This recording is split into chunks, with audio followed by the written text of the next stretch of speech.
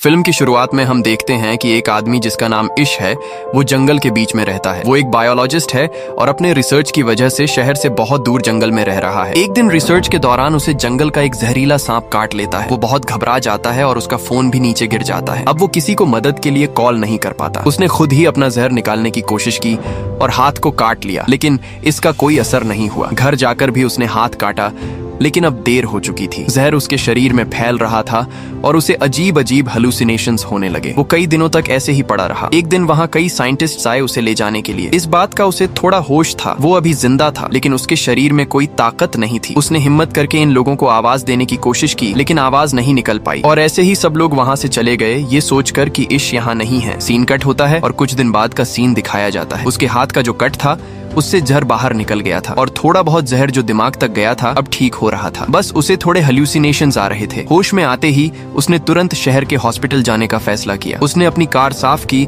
और शहर की तरफ निकल पड़ा, लेकिन एक अजीब बात उसने देखी कि सड़कों पर कोई कार नहीं थी। और जब वो शहर पहुंचा तो वहाँ कोई हलचल नहीं थी। उसे एक भी जिंदा इंसान दिखाई नहीं दिया। सारी बिल्डिंग्स खाली पड़ी थी। ये देखकर वो घबरा गया। यहाँ एक पैंडेमिक फैल चुका था। ये पैंडेमिक इतना खतरनाक था कि कुछ ही दिनों में पूरी पॉपुलेशन को खत्म कर दिया। इश बायोलॉजिस्ट था। उसने समझा कि वो कई दिनों तक पॉपुलेशन से दूर रहा, इसीलिए ये बीमारी उस पर अटैक नहीं कर पाई और वो बच गया। अब तो पॉपुलेशन ही खत्म हो चुकी थी, मतलब यहाँ कोई गवर्नमेंट नहीं थी और किसी चीज का कोई मालिक भी नहीं था। इश को तुरंत अपने पेरेंट्स का ख्याल आया। कार चलाते हुए जब वो घर पहुंचा तो देखा कि उसके पेरेंट्स कई दिनों से मरे पड़े थे और उनके बॉडीज की हालत भी बहुत बुरी हो चुकी थी। लेकिन फिर उसने हिम्मत की और घर के बाहर कब्र खोदकर उन्हें दफना दिया। इसके बाद भी उसने पूरा शहर देख डाला, कोई और सर्वाइवर जिंदा नहीं था। ये सोचकर उसने दूसरे शहर जाने का फैसला किया। उसने लास वेगस जाने का प्लान बनाया। कुछ जरूरी सामान और एक गन लेकर वो निकल पड़ा, लेकिन जो ब्रिज लास वेगस जाता था वो भी सील्ड था। वो बहुत गुस्से में आया और लंबा रास्ता लिया। जैसे ही वो लास वेगस पहुंचा देखा कि यहाँ भी सब लोग मर चुके थे। मॉल्स, बड़े होटल्स, कैसीनो सब खाली पड़े थे। थककर वो एक होटल में चला गया। उसने वहाँ रात बिताई और महंगी चीजों का मजा लिया, क्योंकि अब सब चीजें उसके लिए फ्री थी। उसे उम्मीद ही नहीं थी कि अब कोई मिलेगा, लेकिन अगली रात उसे दो लोग मिले। ये दोनों भी बीमारी से बच गए थे। लड़की ने अपनी दुख भरी कहानी सुनाई कि उसने अपने परिवार को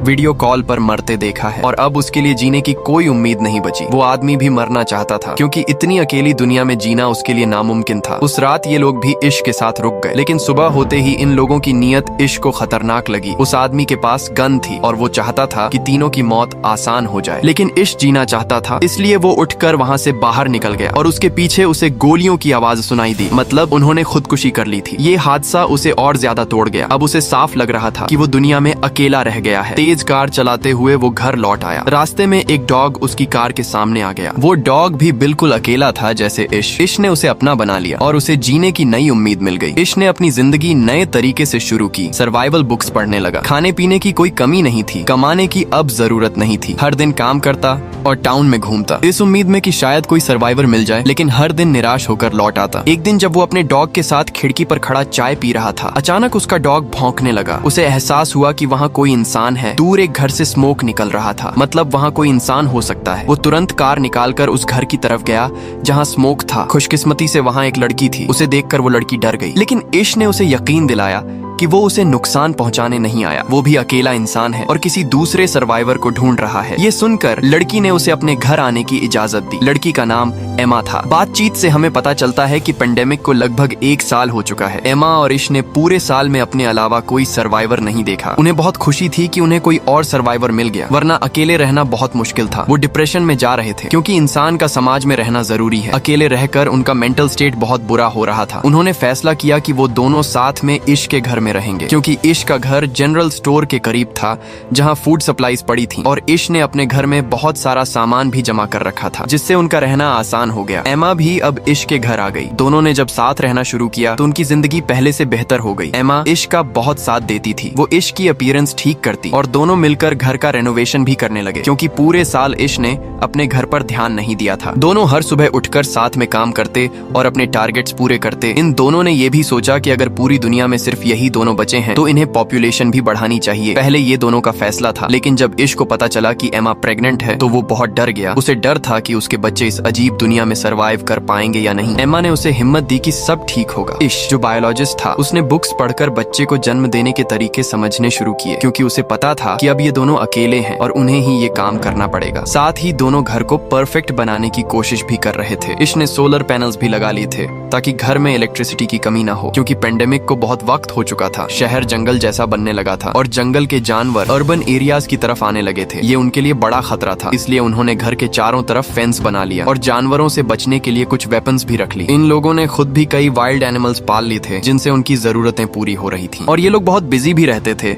इंसानों की गैर मौजूदगी में पूरा इलाका हरा भरा हो गया था और यहाँ की हवा भी बहुत साफ थी। उनकी सेहत भी बहुत अच्छी हो गई थी। उनकी जिंदगी किसी हद तक परफेक्ट हो गई थी। लेकिन फिर एक दिन उन्हें एक और बड़ी प्रॉब्लम का सामना करना पड़ा। पता नहीं कहां से अनगिनत चूहे शहर में आ गए। उन्हें देखकर इश बहुत पैनिक हो गया। इन चूहों को घर से दूर रखने के लिए इश ने अपने घर के एयर गेट्स में आग लगाई, लेकिन ये सिर्फ एक रात काम आया। एमा ने उसे कहा कि हम इसका भी सोल्यूशन निकालेंगे। सुबह होते ही इश घर से बाहर निकला। उसने आसपास कई कैट्स छोड़ दी। कैट्स ने इन चूहों को खाना शुरू कर दिया और आखिरकार ये प्रॉब्लम भी खत्म हो गई। आखिरकार वो दिन भी आ गया जब एमा को बच्चा पैदा करना था। इश ने खुद ये काम संभाला और हमें दिखाया जाता है कि उनकी एक बहुत प्यारी बेटी हुई। ये देखकर दोनों बहुत खुश हुए। उन्हें जीने की नई उम्मीद मिल गई। इसके बाद ये लोग सड़कों पर गए और अपने घर का एड्रेस लिख दिया, इस उम्मीद में कि अगर कोई सर्वाइवर यहाँ आए तो वो उनके घर पहुँच सके खाने और पानी के लिए। 6 साल बाद इश किसी काम से जंगल जा रहा था कि अचानक उसकी कार के सामने एक जंगली जानवर आ गया। डरकर इश बाहर आया और उस जानवर को देखा। वो अभी जिंदा था लेकिन बहुत दर्द में था, इसलिए इश ने उसकी तकलीफ आसान करने के लिए उसे गोली मार दी और मार दिया। दूर से ये सब एक लड़की देख रही थी। गन की आवाज सुनकर वो डर गई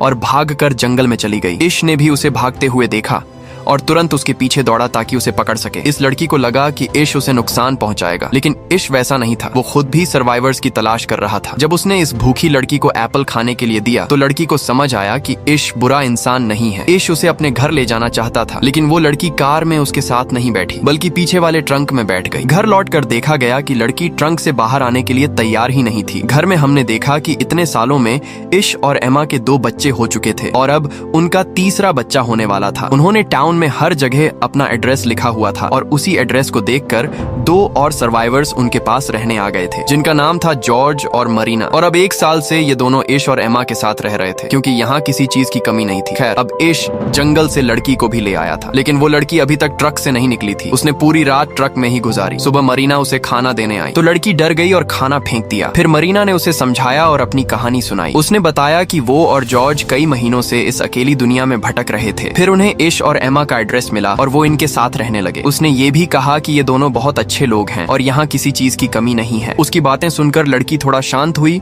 और उनसे मिलने जुलने लगी। लेकिन अजीब ये था कि लड़की अब तक ज्यादा बोली ही नहीं थी और न ही उसने अपना नाम बताया था। एक दिन मरीना ने उसका सामान देखा तो उसमें अजीब और गरीब ड्राइंग्स थीं। साथ ही उसे एक लेटर मिला जिसमें उस बच्चे का नाम लिखा था। उस लेटर में लिखा था कि पेंडेमिक के दौरान उसके पिता ने उसका अब्यूज किया, जिसकी वजह से अब वो हर इंसान के सामने अपने आप को बेच देती है। ये लेटर उसकी माँ ने लिखा था, जिसमें उसने लिखा था कि जब वो मर जाएगी तो जो भी इसे पाए वो इसका ख्याल रखे। ये जानकर सब लोग ईवी का और भी ज्यादा ख्याल रखने लगे। उसी रात एमा ने तीसरे बच्चे को जन्म दिया, जिससे सब लोग बहुत खुश हो गए। 1 साल ऐसे ही बीत गया। एक दिन उन्हें खबर मिली कि उनके इलाके में कोई आया है। सब डर गए। छोटे बच्चों को अंदर भेज दिया गया और सारे बड़े लोग गन्स लेकर बाहर निकले, ये देखने की कौन आया है। उन्हें पता चला कि ये सर्वाइवर्स का एक ग्रुप था जिसमें 4 लोग थे। ये लोग भी इश और एमा का एड्रेस देखकर आए थे। इनमें से एक डॉक्टर थी, मौली। उसने बताया कि इतने सालों में उसे सिर्फ ये 4 जिंदा लोग मिले हैं और अब वो पहली बार इश के परिवार से मिल रही है। उनके चेहरे और बातें साफ दिखा रही थीं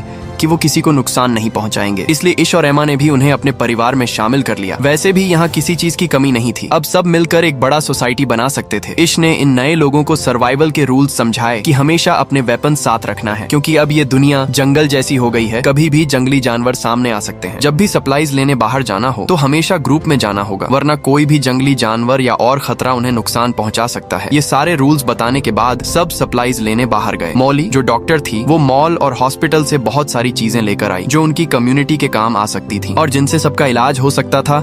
साल ऐसे ही बीतते गए और हमें पता चलता है कि इस पूरे ग्रुप में अब बहुत सारे बच्चे हो गए थे, बाकी कपल्स के भी बच्चे हो गए थे। अब उनकी कम्युनिटी बढ़ रही थी।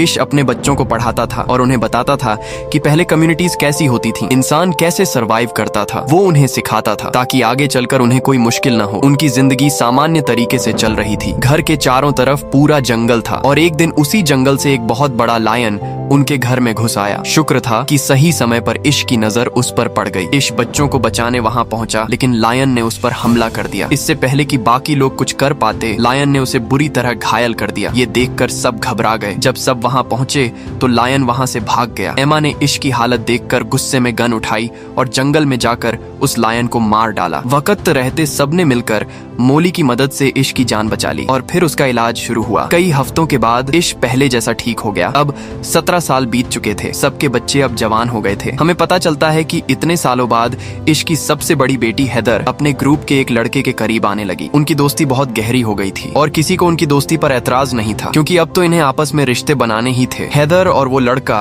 अब इस दुनिया को एक्सप्लोर करना चाहते थे और ये उम्मीद रखते थे कि शायद और सर्वाइवर्स मिल जाएं। इसलिए वो टाउन से बाहर जाना चाहते थे। किसी को भी इसमें ऐतराज नहीं था। सबने उन्हें गन्स और जरूरी चीजें दी और सफर पर भेज दिया। लेकिन उनके जाने के बाद एक और प्रॉब्लम खड़ी हो गई। उनके पास सारे रिसोर्सेज थे, लेकिन अब पानी की कमी सामने आने लगी। डैम पर जाकर उन्हें पता चला कि डैम का पानी खत्म हो रहा है और ये प्रॉब्लम उनके लिए जानलेवा साबित हो सकती थी। कुछ दिन बाद एक और सर्वाइवर्स का ग्रुप उनके इलाके में आया। उनके पास 2 ट्रक्स थे, लेकिन उनके पास पेट्रोल की कमी थी, जिसके लिए वो इश से मांगने आए थे। बदले में उन्होंने कहा कि हम तुम्हारी पानी की प्रॉब्लम सॉल्व कर सकते हैं, क्योंकि हमारे पास ड्रिल मशीन है और जमीन खोदकर अब भी पानी निकाला जा सकता है। इश को ये ऑफर बुरा नहीं लगा। उसने इन लोगों को अपनी कम्युनिटी में रख लिया, लेकिन सबको चेतावनी दी कि सावधान रहना, संभव है ये सर्वाइवर्स खतरनाक हों। फिर दिखाया जाता है कि अब ये लोग इश के घर में ड्रिलिंग कर रहे थे डील के हिसाब से। कई दिनों की मेहनत के बाद आखिरकार पानी निकल आया और सब बहुत खुश हुए। डील पूरी हो गई। इश के लोगों ने उन्हें ऑयल भी दे दिया और उस रात सबने मिलकर सेलिब्रेशन किया। सुबह होते ही इन लोगों को यहाँ से निकलना था, लेकिन इश ने देखा कि इस ग्रुप का लीडर चार्ली रात में चुपके से उनके एक कमरे से बाहर निकल रहा था और बाहर एक आदमी उसे देख रहा था। जब वो जाकर देखता है तो उसे पता चलता है कि उसने ईवी को टॉर्चर किया है। इश ने तुरंत अपनी पूरी कम्युनिटी को इसके बारे में बता दिया। ये सचमुच बहुत खतरनाक था। ईवी ने बताया कि चार्ली कह रहा था कि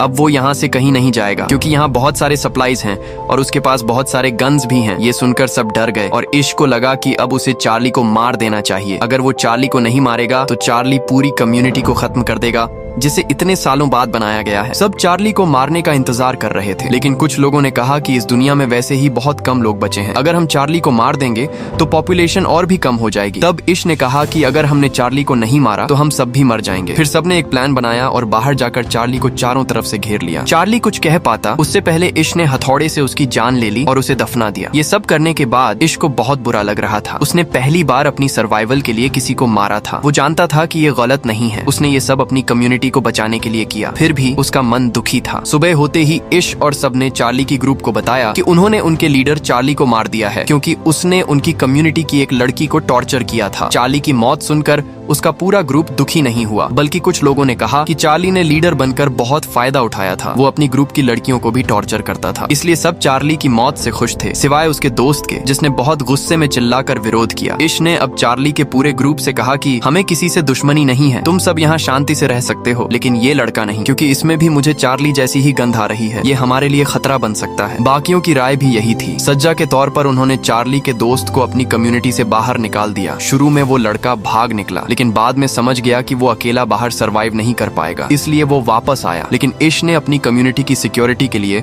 उसे वापस स्वीकार नहीं किया। ये दिखाया गया कि कम्युनिटी के सारे बच्चे पुराने रिसर्च से एक प्लेन बनाने की कोशिश कर रहे थे। उन्हें यकीन था कि कुछ ही दिनों में वो प्लेन तैयार कर लेंगे, लेकिन उससे पहले उनकी कम्युनिटी को एक और बड़ी समस्या का सामना करना पड़ा। कई लोग उसी वायरस से इन्फेक्ट हो गए जो 20 साल पहले फैला था। अब तक सारे सर्वाइवर्स इम्यून थे। मॉली के पास बहुत सारी मेडिसिन थी जिनसे उसने सबका इलाज किया, लेकिन इश का बेटा बहुत बुरी तरह बीमार हो गया। उसकी हालत बहुत खराब थी, जिससे पूरी कम्युनिटी टूट सी गई। इसी बीच इश की बड़ी बेटी हैदर अकेली घर वापस आई। वो रो रही थी। सबने उससे उसके पार्टनर के बारे में पूछा। रोते हुए उसने बताया कि जब वो दोनों जर्नी पर निकले थे तो उन्होंने बहुत सारे सिटीज खोजे, सर्वाइवर्स ढूंढे, हर घर देखा, लेकिन कोई सर्वाइवर नहीं मिला। वो हर जगह अपने घर का एड्रेस लिखते जा रहे थे। फिर वो एक जगह पहुंचे जहां उन्हें जंगल में एक आदमी मिला। उस आदमी ने हैदर के पार्टनर को मार दिया। उसने कहा कि ये चार्ली का बदला है। यानी साफ था कि वो वही आदमी था जिसे इश ने अपनी कम्युनिटी से निकाला था। हेदर ने कहा, मैं अपनी जान बचाने के लिए क्या करती, मैंने भी उसे मार दिया और फिर जल्दी से अपने घर लौट आई। ये सुनकर सब बहुत दुखी हो गए। अभी वो इस गम से निकले भी नहीं थे कि इश का दूसरा बेटा भी मर गया। मामला यही नहीं रुका। इश के बेटे की मौत के बाद और 3 मेंबर्स की मौत हो गई। इस हादसे से इश पूरी तरह टूट गया। अब वो इस दुनिया में जीना ही नहीं चाहता था। वो सब छोड़ देना चाहता था, लेकिन एमा ने उसका साथ दिया। जैसे पहले जब वो दोनों अकेले थे, एमा ने कहा, देखो, जब हमें कोई नहीं मिला था तब हमने दोनों ने साथ मिलकर जिंदगी शुरू की थी और आज हम इतने बड़े ग्रुप बन गए हैं। हमें इस दुनिया को आगे बढ़ाना है। अगर तुम ऐसे हार मान लोगे तो ग्रुप के बच्चों को कौन सिखाएगा। ये सुनकर इश को थोड़ा हौसला मिला। वो पहाड़ पर सनराइज देखने गया। वो सनराइज पुराने वर्ल्ड के सनराइज से अलग था। पहले नेचर के कलर्स फीके लगते थे, अब सब कुछ फ्रेश लग रहा था। ये देखकर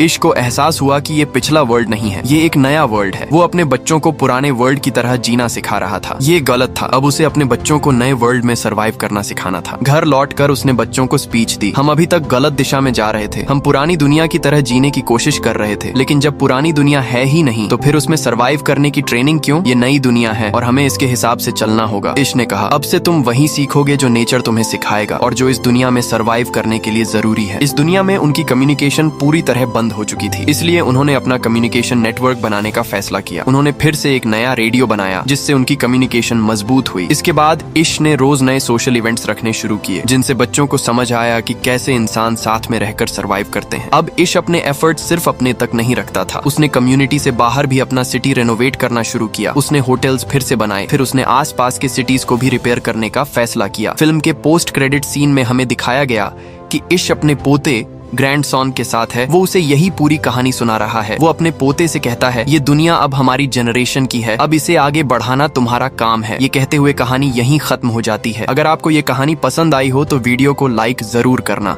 और ऐसे ही आसान और इंटरेस्टिंग एक्सप्लेनेशंस देखने के लिए चैनल को सब्सक्राइब करना मत भूलना। साथ ही बेल आइकॉन भी दबा देना ताकि नई वीडियो की नोटिफिकेशन आपको सबसे पहले मिले।